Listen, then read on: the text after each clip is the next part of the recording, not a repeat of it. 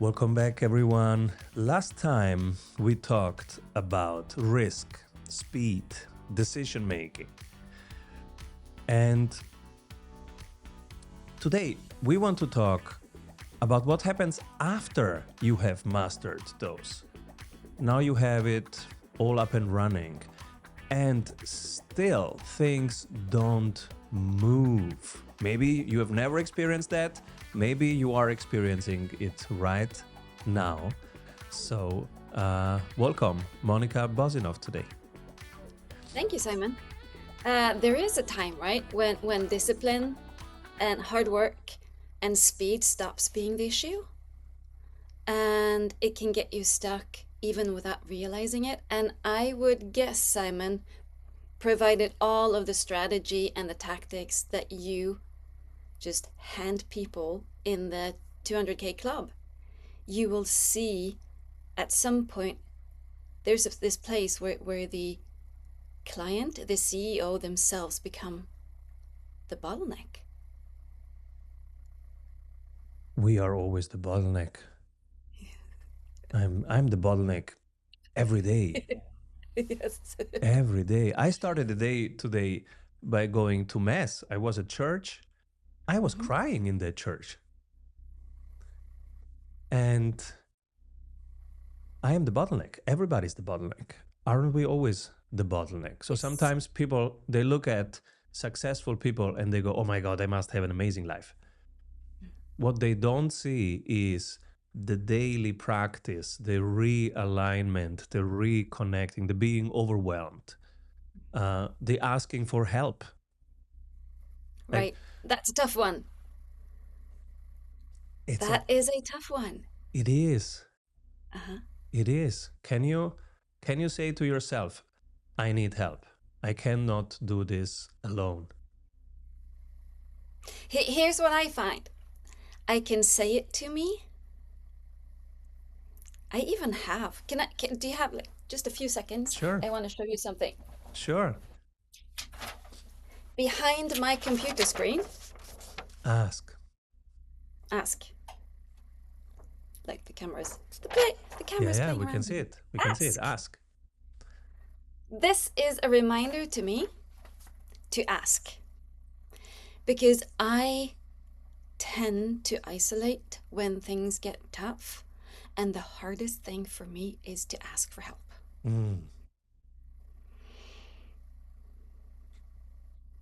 You know,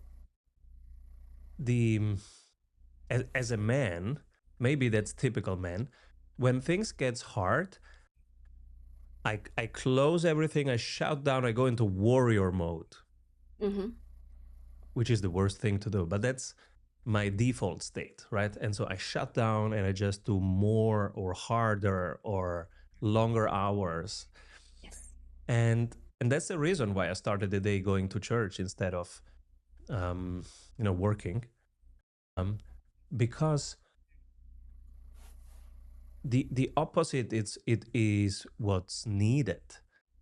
And so when I'm sitting at church, I say, God, Jesus, without you, I can do nothing. I can do nothing. I need you. Help. And then I start this inner conversation. Okay, what is the help that I need? And that's a setting that helps me reconnect to that. And today, the reason why I was crying is because I was reconnecting, remembering all my aunts, my grandmother. They were always praying the Rosario, Ave Maria, Madre di Dio, prega per noi peccatori. And that is an ask for help. And I didn't kind of realize that over the last decades. I was like, boom, boom, boom, let's build stuff. And I was not connected to that part that says, I cannot do this alone. I need help. And now I'm reconnecting to that part, and it's kind of liberating. None of us can do anything alone. We are all embedded in a huge tradition of people that build, people that serve, and we are actually building on what they build. Yes. Right. And we are designed, we are created to be in a group. Like Mm-hmm. we're not designed to be alone.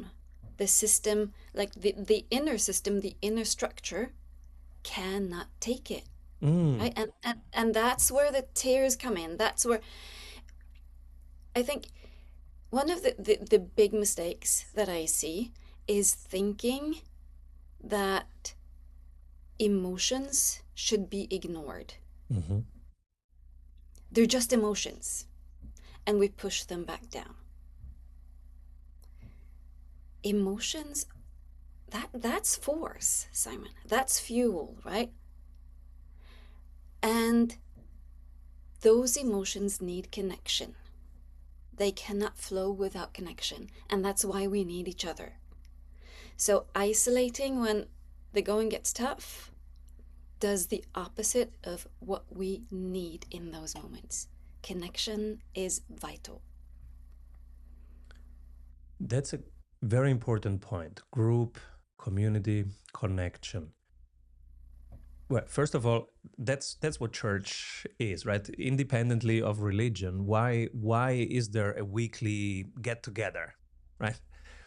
And the idea is heaven and earth connect, come together for that second. But what is heaven and earth? It's us, right? What's earth? It's us. It's the neighbors, the people who live around here, right? And on a less religious note, this week I've shared in, and it's not even religion what we're talking about, it's spirituality, right? It's how we relate to ourselves, to our being, to our identity, right? Is my identity, I'm a hero, I can do it all alone? Mhm. Well, then good luck with that. uh, or you will burn out, you will crash. We have both tried that one, Simon, right? I try it every day, it just doesn't work, right? um, and then and there is a difference in identifying yourself as the hero. You can build it all from nothing, which kind of is what we think that entrepreneurs do, but it's not true. We recombine, we creatively recombine things that are here already, that somebody else built, Mhm. and we combine them in a different way. Mhm. Like I bring together sales and psychology, for example, and then there is a new module. But I didn't invent sales. I didn't invent psychology. And 1,000 You were not the people. first person to sell? No, I don't think so. No. And then we recombine. That's the creative process. Is actually recombining Mhm. elements, and then some of them they create magic, and then it's go, oh, you created something out of nothing. No, actually Yeah, not. I was recombining a ton of things, 7,000 things, and one did hit. yeah. What I So, shared yeah. this week in the Sprint Club is a piece that it's called the mundanity of excellence, Mhm. and it touches this point of group rather than motivation. So they were studying, this is uh, 89, and they were studying swimmers that won the Olympics versus swimmer that were training as hard or even harder but did not win the Olympics. What is the difference? What makes winners? And they found three things. The first one is that excellence is mundane. Mundane is another word for boring. It's Mhm. small stuff. It's accomplished in ordinary small things that everybody could do. For example, today we're improving how we come back. So we swam to one side, now we have to turn. And so today, let's optimize the turn. Let's turn better. Everybody can practice this. Right now, everybody could do that. And then tomorrow, they would improve the strike. How you strike your hand into the water. Instead of this, let's do 1 degree more or 1 degree less. So it's all small things that everybody could do.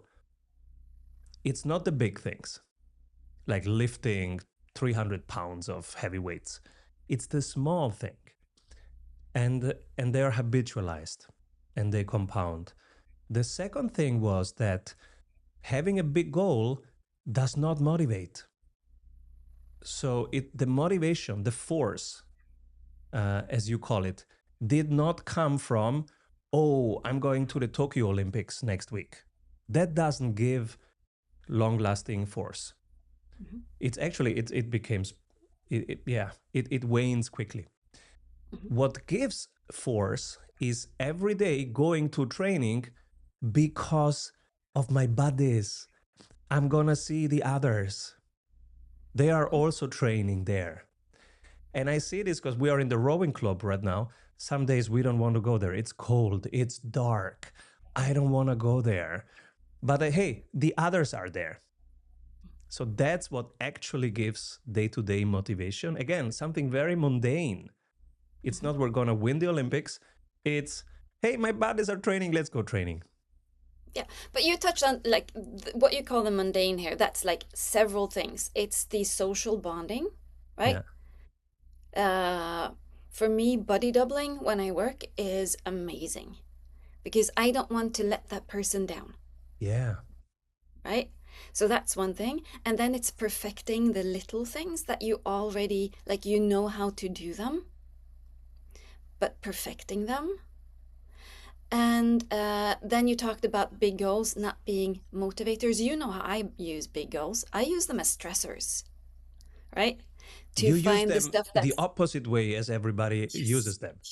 yes, yes. And that's where the gold is because when we find the stressors and we can eliminate those, then you can do the mundane over and over again. And here's the weird thing, right? Some of us, a thing that is, when I read, like, I'm only halfway through that paper. But what hit me was the people that did the mundane things that you mentioned, the boring stuff, they actually love the boring stuff. They're the weird people that are passionate about the boring stuff. That's entrepreneurs for you. We are passionate about weird stuff, right? We're the nerds. Yes. We're the weirdos. Yes. Right, like I had this such a funny moment, a podcast that I guested just this fall. A friend of mine sharing when he said I knew, like when I said it, I knew this is going to be weird, right? When he said in the conversation, he said, I looked up the theory of relativity again. That's when you know that's a freak. Yes. And you can see, like, when you watch the recording, you can see me going, as he's saying it, because I know that feeling when you say something, you think it sounds smart because Does you're so everybody do weird. that? Yes, right? And I could feel his pain. He said, and then they looked at me as if I was a lunatic, right? And I was like, oh man, I know that feeling. But we actually enjoy doing things that other people find painful. Yeah. And we can excel in those things and we can hone in on expertise. And you know, the whole, it's so popular in marketing to say oh yeah, you should zig when everyone is zagging, Hmm. right? And so people try to cognitively think their way into doing the opposite. Hmm. There's another thing in that document you shared about the swimmers.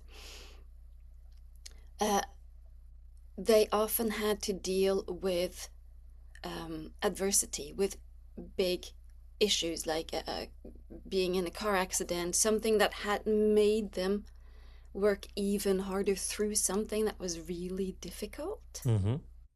Hmm. In the entrepreneurial life, that's the zagging, right? You are forced to do something different. Even in art, Django Reinhardt, why was he like, he created a new form of jazz? Why? He had to, because his hand wasn't working. He had to play differently. He was forced.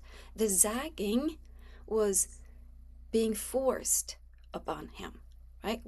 He had to do it differently. It's not a very often when you see people really excelling, it's about doing the hard work, but also being forced to do something differently. It's not a choice per se, right? You tap into your difference, your weirdness, the capacity that only you have. And very often that is the thing that we don't think anything of. Because that's just what I do or what I had to do. But that is what makes you unique and different. That is what creates the unicorns.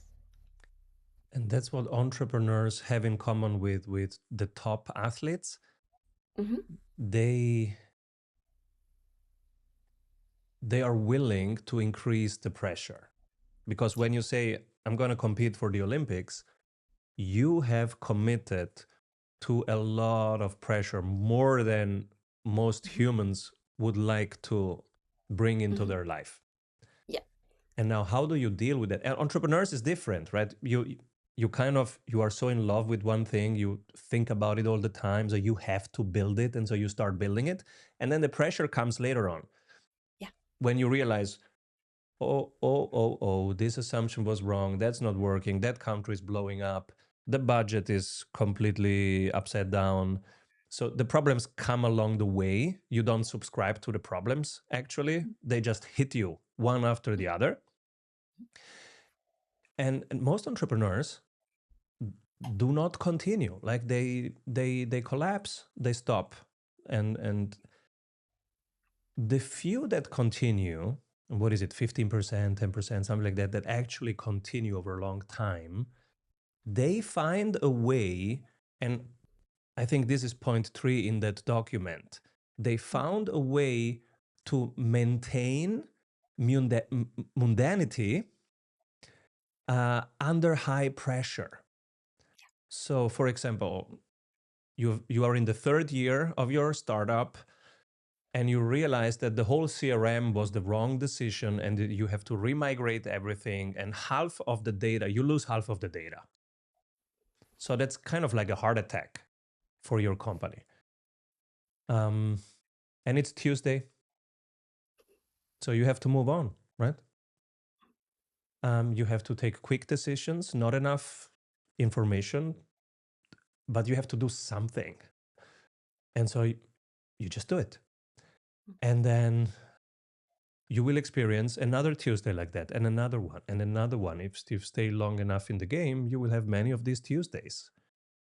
The athletes, because they know that it will come, they prepare for those Tuesdays. Let's call them the Tuesdays. They prepare for that. So they start building in rituals. For example, I remember Obama, he had a great ritual. Whatever the day is, 2 hours before his first meeting, he plays basketball or works out. So it was working out. 2 hours before he meets the first person on a given day, he is working out. That was his ritual, and I loved it, because the day is not in your control, but 2 hours before is in your control. And so he found the one thing that's in his control and made it a ritual. Beautiful. And athletes have similar warm-ups that they do again and again and again. And because they did them 6 times a week, now they do them in the Tokyo Olympics, and the Tokyo Stadium feels like home, feels like a normal training. This is how they regulate down their nervous system, because now it's the same warm-up. And maybe you have, the same socks, or the way you lace your shoes, you keep it the same, or you hear the same song with your um, iPods, or you visualize the race like you did it in practice. Uh, uh, you Everybody has their own rituals, but I think what they have in common is they found a way to regulate the nervousness down. Mm-hmm. And so, yes, it's race day, but it's just another practice. Mm-hmm. So yes, the CRM is down, but hey, that's entrepreneurial life. Like, okay, let's deal with it right now. So do you see, like, do you implement that in strategy sprint or in the 200K club? Many things I realize now we did ritualize. And sometimes I wonder, like, am I like obsessive or OCD? Why am I Probably. ritualizing, formalizing some things? Maybe yes, maybe one part is that. And now from this perspective, I think it's about actually finding the eternal in the temporary, or finding the calm in the chaos. Because when you run a, a firm, there is so much chaos going on. And Mhm, so the more you can calm the whole thing, the better. mhm, So the core part of the strategy sprints method is the Monday meeting and the Friday meeting. mhm, And it's very similar with athletes. They also have very specific coaches, have also kind of a way of finding the rhythm of the team. Like I'm in rowing now. That's all about aligning the rhythm. mhm, Um, and how do you do that in a team? I see those teams, I saw them over 20 years being totally scattered. And on a Wednesday, they would, oh, we have to come together as a meeting to discuss this because we're surprised by something. I say, guys, didn't you know that this was coming? Why are you so in an urgent mode? Why are you so surprised by things that can be calmly planned? And this is how we came up with, on Monday, we look at our focus card. So before the week gets hectic, in the calmness of the week, we look at what are the important things, what are the few things that are more important than others. And everybody picks one swim lane and says, I'm going to do this. On Friday, everybody comes together and learns from the week. I did this. This is what I learned about us, about our clients, about our competitors, about the markets, about the pricing objections. So that's a kind of a ritualization, mhm, because it brings calm. It becomes like the pulse of the team, and it aligns all the different hearts and minds that are in there and creativities. But now we are aligned, and I think alignment is the most important thing. mhm. Yeah, without alignment, with growth, you will get the leaning tower of Pisa effect, right? The strain grows and grows and grows and grows. That's what misalignment does. So how do you deal with that, like Friday meetings? Yeah. I So would think the interesting thing would be what didn't happen.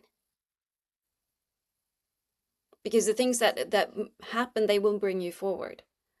The things that will get you stuck and repeating a negative pattern are the things that didn't happen. The things you said Monday that didn't happen through the week. How do you deal with those? it rarely happens, but when it happens that somebody on a Monday says, I'm going to do this, and then didn't do it until Friday, that's a red flag.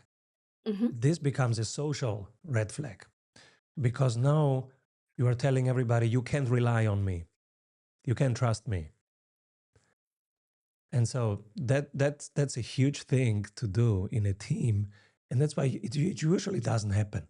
When it happens, then you stop talking about the content, and you have to talk about us as a team. Can we rely on each other? Is my word reliable? Mm-hmm. And so then you have to literally, as a coach of that team, you have to, okay, stop, guys. We have to talk about our relationships here. Can I trust you? You said on Monday you do this, you didn't do this. What will change until next Monday? And so you have to literally stop the content conversation and quickly. It's just one question. I asked this yesterday. I said somebody, okay, what will change from now on? And it was just that. And the other person said, this is what I'm going to change. I said, okay, fine. Let's move on. And we were in the content again. Mm-hmm. But if that But doesn't happen, you cannot move forward talking content. yeah, but I'm thinking in the group where you have CEOs, they Mm. all run their own company. Yes. And that company comes together on a Friday, and everybody says that the CEO is one of them, and then the person who does marketing tells their part, sales tells their part, operations tells their part. Hmm. So it's the same thing. And also the CEO says, on Monday, I said I'm going to advance this deal with that partner platform. This is what happened. This is what I learned. This Hmm. is what I effed up. And this is what I'm going to do better next week. Because that is what happens when people get stuck. It's not dealing with the red flags. Yeah, the first problem is a team without a rhythm. Hmm. They're always excited and they're always in chaos. So you meet them on a Monday, 4 p.m., they are euphoric. And then you meet them on a Tuesday, 9 a.m., um, they are in panic.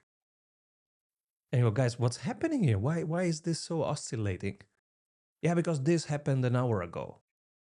And so they move from task to task rather than being aligned, having a rhythm and a cadence. So in rowing, you see if the team is aligned. You literally see it, and they go. And the difference would be a boat that's barely moving because everybody's doing something different. The boat doesn't move. Everybody is busy, but the boat is not moving on the water.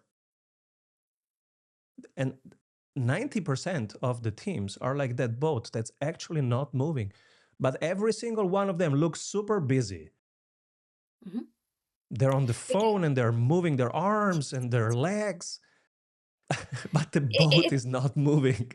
it's the old joke, right? When you work in an office, as soon as you start moving around the office, walk fast and hold a paper in your hand, and you look busy, and everyone is thinking, "Whoa, she's working really hard," and nothing really happens. That's the reason I left corporate, Yes. because it was a huge theater of pretending to be productive, but Yes. it was just business. The boat was Yes. not moving. And Yes. everybody knew that. Nobody talked about that. Hmm. And it was a huge fake theater for me. Hmm. And that's why I don't go to meetings unless, so literally, I will not say yes to any meeting invitation that I, I receive unless it is a strategy meeting, which is usually Hmm. the beginning of the week, or it's an intelligence meeting, learning from the week on a Friday. Every other meeting, my default is no. I don't have time for that. And I think that's a great point. You even have that right in the time freedom book. One of the case studies there is someone going back to their company and having everyone justify every meeting, right? That's a crucial thing. Not having meetings because we have always, right? I have a visceral, when you say working in corporate, have a visceral response when people say, when I ask, so why do we do this? And they say, oh, it's how we've always done it, right? Mhm. And I go, ugh. Because if something is the way it is, because that's the way it's always been. I get so angry when I hear that. I get so angry. And it's just, oh, right? They're hiding. And Instead of thinking on their feet like an engineer would do, mm-hmm, they're just mm-hmm, hiding mm-hmm, in a theater where you have a lot of hats and they're just hiding under a hat. No, I'm this hat. I don't think. What? mm-hmm. Yeah. And this also happens on a personal level because the brain loves efficiency and ease. Mm-hmm. So it will return back to the way I've always done things because that doesn't require a lot of changing, moving things around, doing things differently. That takes more energy. And that's where we have these blind spots, right? We have been conditioned. This is how we do it. Back to the paper about the swimmers. Most people think doing more, trying harder equals success. It's actually in the tweaks, in the shifts, in the changes. For the swimmer, exactly the way you move your arm. For the entrepreneur, it's okay, what am I really good at? And all of the other stuff needs to be delegated, right? And that's scary because you're letting go of control. And the educational system and corporate rewards repetition and control, not change and risk behavior. I'm so the last 20 years I've been saying we need to change the school system, we need to change the education system, stop just learning, putting stuff into your brain, etc., and repeating it. That's not the skill needed. The skill will be thinking on your feet, finding stuff out, exploring, Mhm. questioning everything. And now AI is making all companies more productive, and they also need less people. So a wave of our friends and colleagues will not have a job in the next months. And now they have experienced all that theater and have learned to play a role in that theater. But they will be a freelancer now on search of a project That's or going an to be tough. entrepreneur. That's going to be tough Yes. because all that theater skills doesn't help you Mhm. in the wild. In the wild. No, it certainly doesn't. And I've seen the fear in the eyes of those people. I've had a good few conversations with people realizing I have to make it in the wild. Yeah. And those that, once again, take the help needed to find that, because we so many of us have, like, we have the wiring to be entrepreneurs, but we have never really brought that out because it wasn't rewarded. It's never been rewarded in a job, right? So now you have to bring out those skill sets that for so many of us aren't come naturally, but you have to ditch the old behavior. And that's a scary place to be. And back to why do we ritualize things? Why do we have 274 tools in the Sprint Club? Why tools? You might say, is this just Simon's OCD? I think it's not just that. I think, when I think about how can I be, so today I went to church because I'm a father of 3 small children. I'm a CEO. I'm a husband. I'm a friend. I'm an athlete. And all these things, it's so overwhelming. It's so impossible to make it right for everybody Mhm. because my day has just 24 hours. And so I'm overwhelmed and I don't have an answer. Frequently, I don't know. And so I go to Jesus and say, I don't know, help. And so that moment, I stop identifying with a hero Mhm. and I identify with the Christ, with the only thing that's actually eternal and that actually sees everything because I don't. Um, and I'm just, in my little uh, surroundings of my family, my friends, and my clients and my team. But there is an overall Mhm. context of this. And so I go to the overall context and say, okay, what's the overall context here? And this is, I don't have an answer. I don't know how to be the best father, husband, athlete, CEO. I don't know. But I'm here, I'm ready, and I'm willing to to find out, right? And I'm present for the challenge.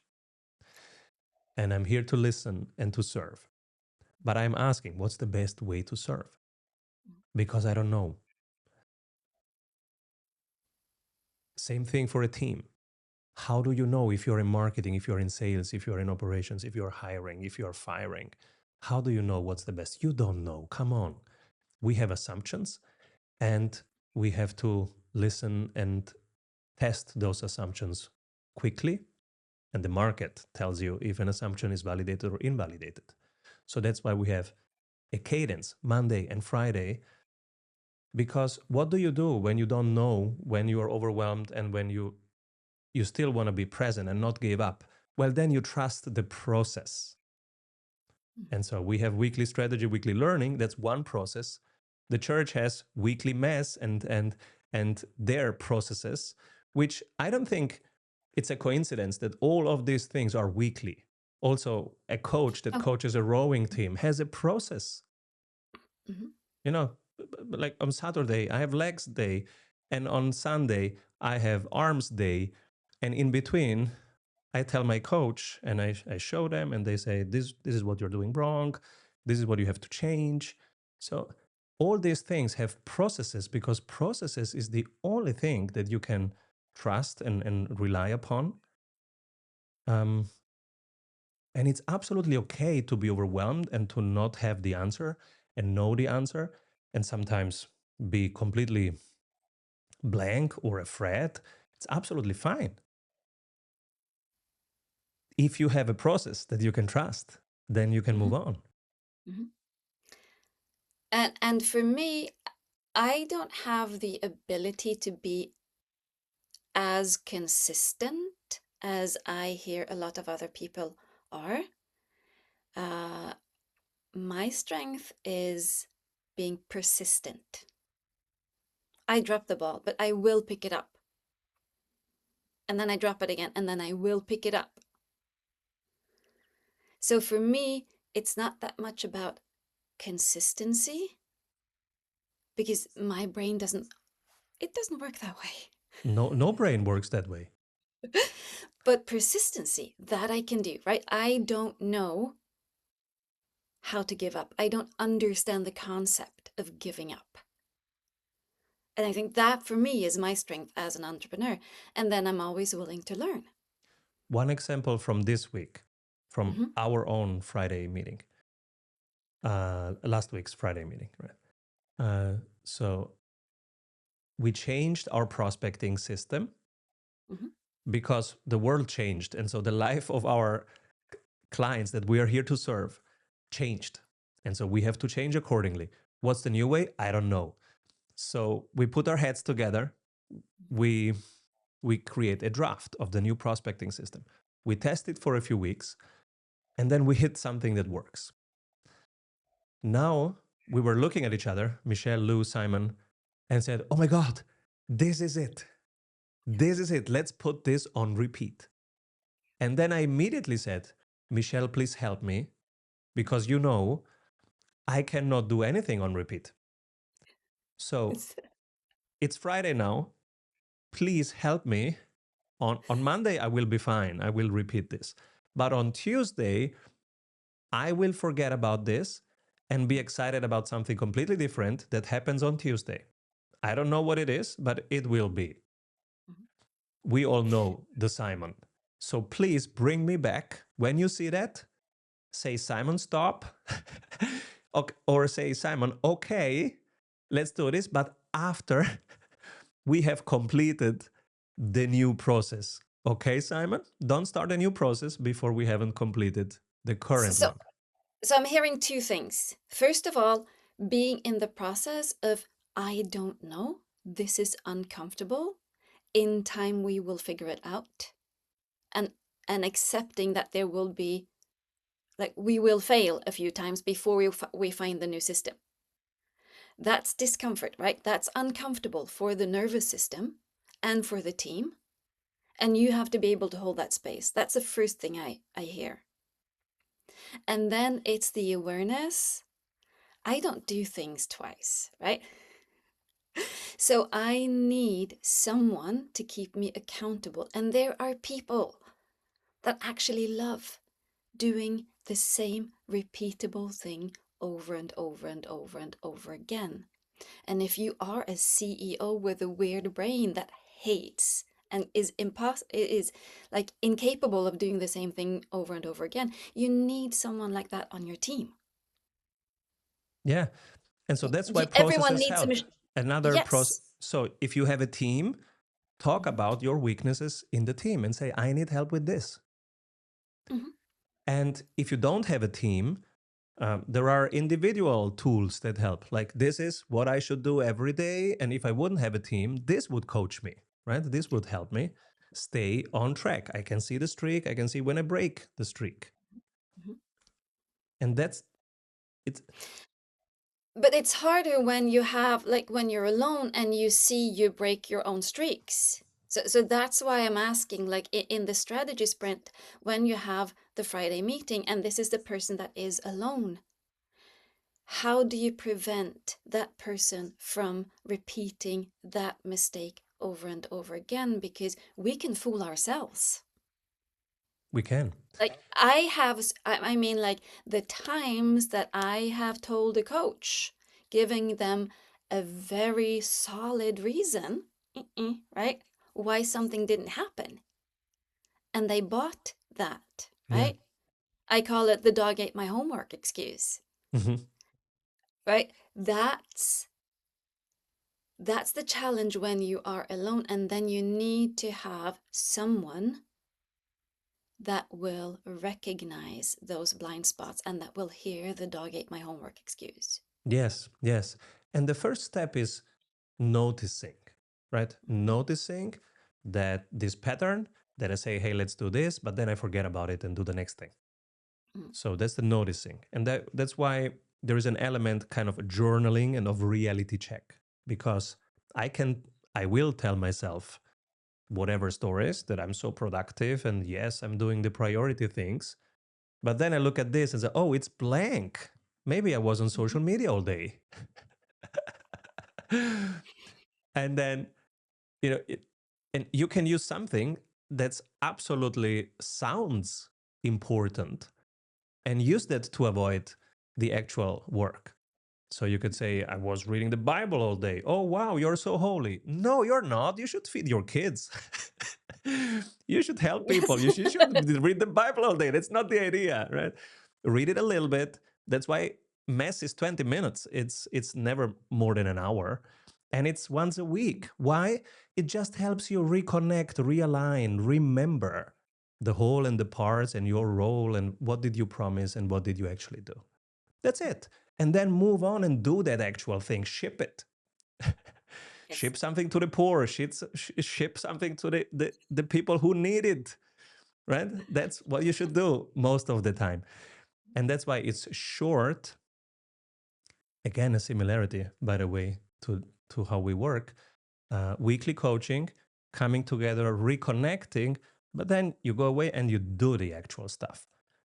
That's why if your whole week is in meetings, when does that happen? Yeah. And I had that realization last week that I had a reoccurring pattern around some financial issues that I would get like really heavy in a certain situation. And I saw it repeated over several months. And then I had to go inwards, right, and see what is, what does this remind me of? Because whenever we have these repeated blind spots that reoccur, I keep on saying it's not about what's happening now. It's about something that happened maybe decades ago. But the nervous system interprets the next big step that feels like something bad that happened, like there's a risk, right? And I discovered what it was. It was something that happened over 30 years ago. where I experienced a lot of shame in a certain situation. And so now my nervous system will interpret certain things as that same thing happening all over again, because the subconscious mind does not understand time, right? So whenever someone who is smart, hardworking, and skilled doesn't do something that you agreed upon, there's something going on underneath the surface. When we don't do what we say we want to do, there's something going on underneath the surface. And that's why that time is so important to sit and listen, right? You said it yourself, it felt like a bodily experience. That is what it is, right? That's the body is where the consciousness around these things live. And we think of it as inferior knowledge. It isn't, right? It just doesn't have direct access to language. That is why you have to sit with it and allow it to come up to the surface. Then you can make the change. You cannot change something unless you have the awareness, right? Your tools create some level of awareness. Now you have to sit with it to give language to it, understanding and awareness. Yes. And also the timing, right? Mhm, There is a reason why we do this on a Monday, because we do mhm, it before the week gets hectic. We don't need to become victims of the stress that happens during the week, because we know there will be stress. That's what the week does. It creates a ton of stress. Stuff happens during the week. That's why on Monday, first thing, we do strategy. Um, Another example is in the Sprint Club, many people are working on becoming better investors, better traders. And there's the same thing. Markets, if you invest and trade during market open, it's so emotional, you will take the wrong decisions. That's why I have a pre-trade plan. My plan for trading, investing today, 15:30 my time when US markets open, I write it at 14:30. So I write it down, I share it. It's called the pre-trade plan. I share it in the Sprint Club. And then when market opens, yes, everybody's super emotional. And then there is this news and that news and oil and Venezuela, blah, blah, blah. Yeah, but we stay calm because every day, this whole system is meant to make you crazy, to make you FOMO, to make you highly emotional and anxious. mhm. But you don't have to become fearful. You can stay calm. If if you do that during a calm hour, right now, market is calm, no news. Now you can do your plan. And as a team, you do that on a Monday, right? As an investor, you do it an hour before market open. You don't have to become a slave to the emotions of others. You can stay in your center, aligned with what is important to you, and still walk into that jungle, because life is a jungle. I have 3 kids under 10. My life is never calm. Never. It's always very loud and very hectic. Mm. But those are the things that help me stay calm during that being in the jungle. Yes, but I would like to differentiate a little bit, like being a little bit more precise with the wording, because you said emotional. Emotional can be, like you experienced this morning, emotional can be a really good place to be. What we don't want to be is in the state of stress. Those emotions, right? You can be, here's the thing, every decision you have ever made your entire life, Simon, has been based on an emotion. Without an emotion, there is no way to make a decision, right? Absolutely. But Everyone in marketing knows this. yeah. But when they capture Maduro, you know, oh, you can buy Chevron now because this will go up Mhm, 10% in the next 20 minutes. mhm. To me, that's emotional. Oh my Yes. God, I can make a big buck in 20 minutes. Mhm, So now I'm emotional. Am I stressed? Probably also, but I'm in this I'm in this alert Mm-hmm. urgency. I Mm-hmm. have to do it in the next 20 minutes because when the news gets out, the markets will have it priced in already. So this is a 20 minutes window. It's high risk because that's your assumption. Who knows is if it's Chevron or is it's Exxon that's going up, or one of them, or both, or none. We don't know, but you have a window to place a bet. That's what I mean with emotional. Mm-hmm. And if I do that an hour before, when the market is not open, I will think differently. I will go, wait a moment, okay. There is the temporary and this the eternal. The risk adjusted returns are with the eternal. What will not change today? Okay, people will still drink beer. Okay, so who creates the gas that goes into that beer? Oh, that's Lindy. Okay, let me buy more Lindy. You know, it's less emotional because Mm-hmm. you're not thinking what happens in the next 20 minutes that will never happen again. You are thinking, what are people still going to do Mm-hmm. all the time? Yeah. But that is exactly what I mean. Because the urgency creates stress. So now you lose access to cognitive thinking because there is Yeah. a combination, right? Cognitive thinking and then listening to the emotion, not emotion and ditching cognitive thinking. And that's what happens in stress mode. Yes. So stop making acute decisions when things are happening fast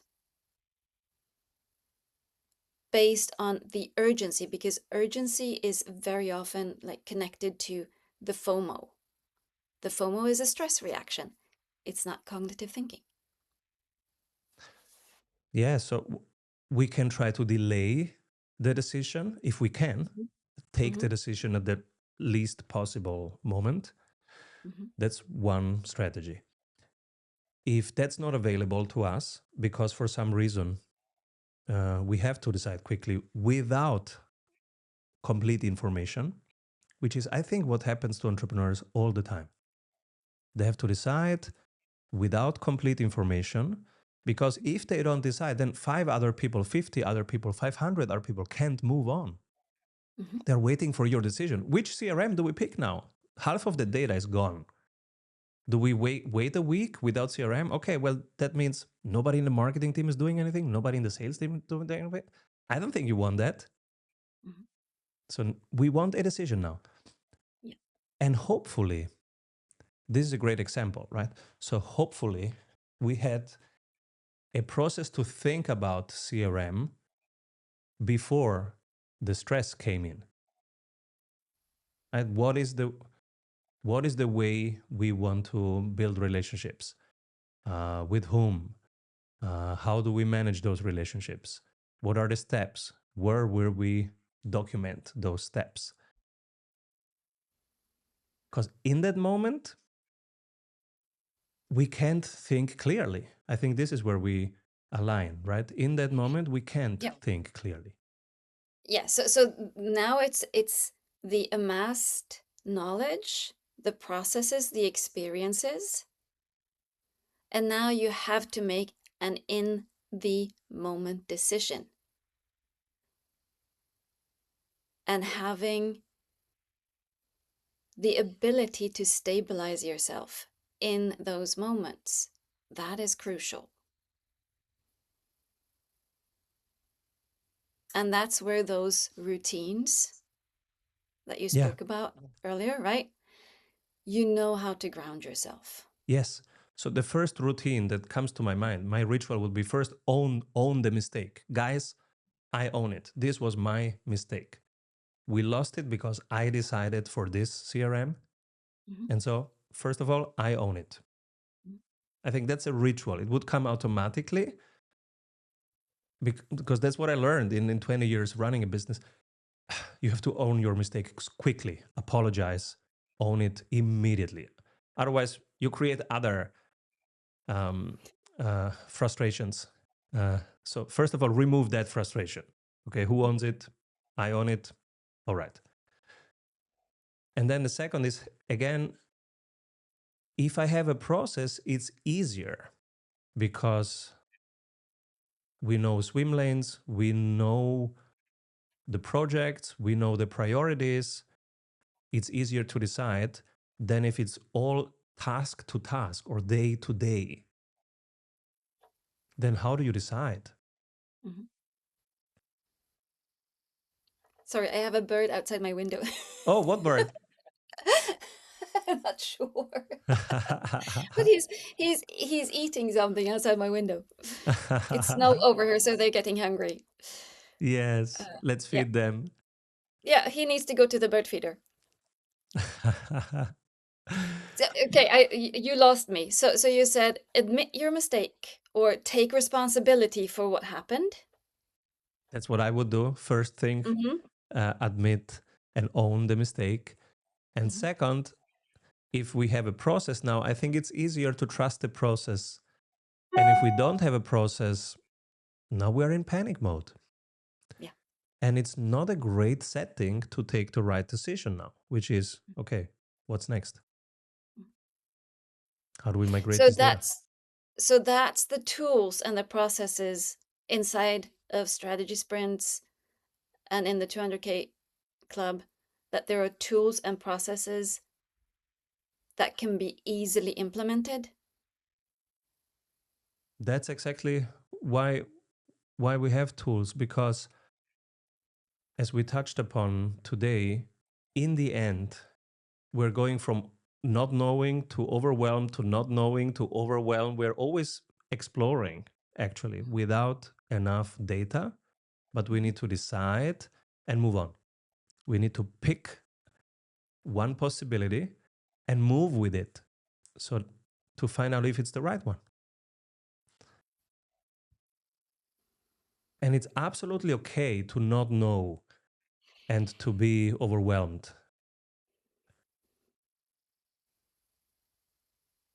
And if you have a process, you can trust that process.